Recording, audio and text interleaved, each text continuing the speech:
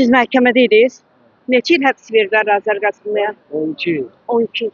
haksız yere. Bir tane taksiri yok edip bu insanın. Ne bileyim ne diyeyim bunu bunlar.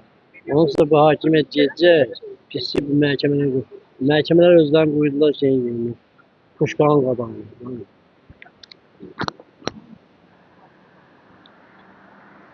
Sizce hakimiyette ne gözleyin?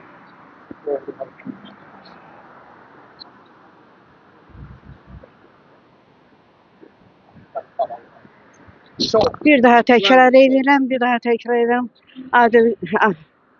Azər Qasımlı məhkəmə prosesi keçirildi. Şov, natural şov. Hakim 12 il həbs cəzası. Bəli, 12, 13 prokuror istemişti, hakim 12, show must go on. Çok uzağa giden mesele. Gel buraya.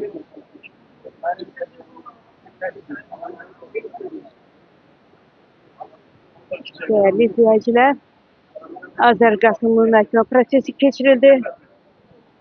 Hakim 12 il hökm oxudu.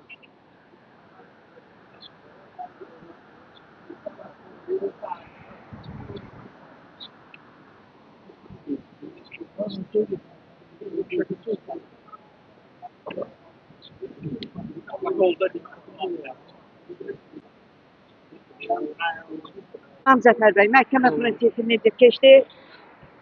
12 il müddət həbs cəzası siz necə qəbul edirsiniz? Məhkəmə necə keçməlidirsə elə də keçdi. Bu sadəcə bir təcrübli budur ki, bunlarda nifrət nə qədərmiş ki, hələ bir heç olmasa biz gözləyirik ki, minimum versinlər, 10 versinlər.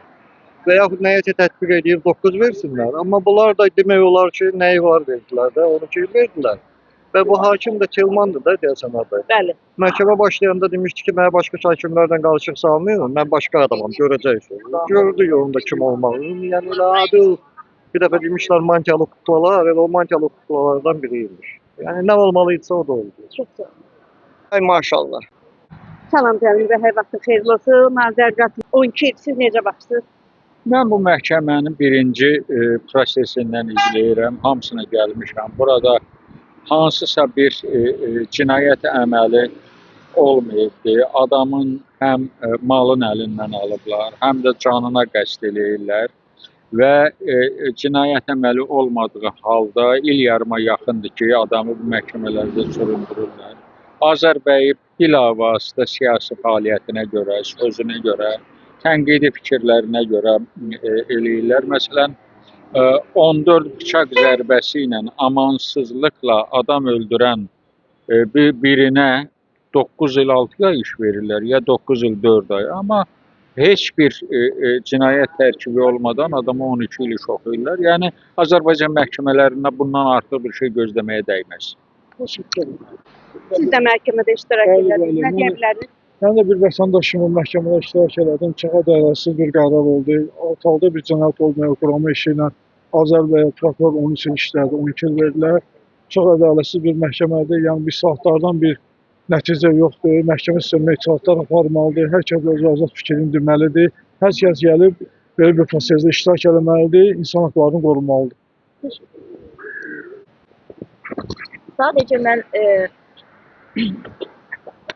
Sadəcə bugünkü hökmlə bağlı onu deyə bilərəm ki, ümumiyyətlə bu məhkəmə deyildi. Bu ədaləti tapdayan bir rəzalət idi və gözlənilən kimi, yəni ölkədə gedən ümumi bir dalğanın bir parçası idi. Bütün bunlar onu göstərir ki,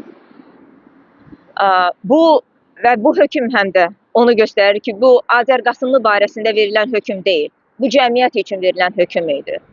Bu hakimiyyətin göstərdiyi odur ki, cəmiyyətə göstərdiyi odur ki, günahsız olsa da belə, heç bir sübut fakt olmasa da belə, yenə də istənilən şəxsi, həqiqəti deyən, hakimiyyəti tənqid edən istənilən şəxsi gözünü qırpmadan belə taplayıb keçəcəkdir.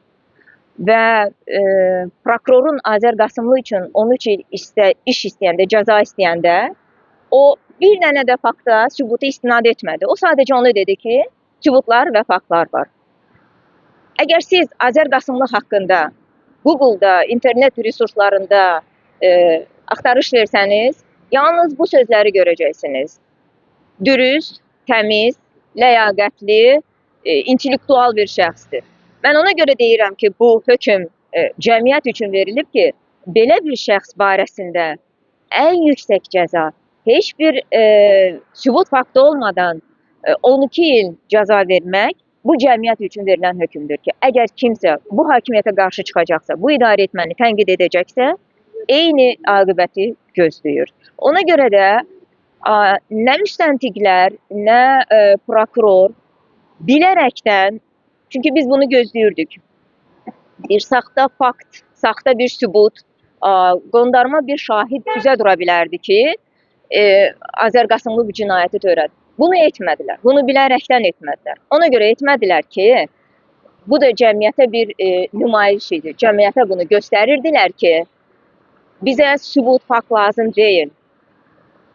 Hakimiyyəti tənqid edən, bizə qarşı çıxan, istənilən şəxsi bu şəkildə gözümüzü qırpmadan taplayıb keçəcəyik. Onun həyatını da çalacağıq, azadlığını da çalacağıq.